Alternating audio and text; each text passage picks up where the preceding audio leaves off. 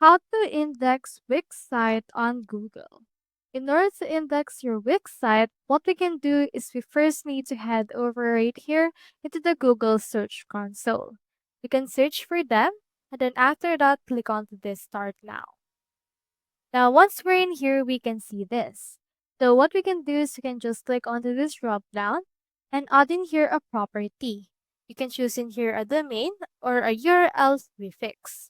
So let's head over and then get the domain. So let's just copy in here this domain that our actual site have. You can see a preview of that and you can see its particular live site. From in there, just head over and then input right here your domain. It can be a domain or subdomain, and then after that, you can just input or remove the protocols like HTTPS and input this one. Now, from in there, head click on Continue. And then this will verify this property for us. Now, from in there, just choosing here the record type, input right here or sign into your domain provider, then copy this TXT record and then add it into your DNS.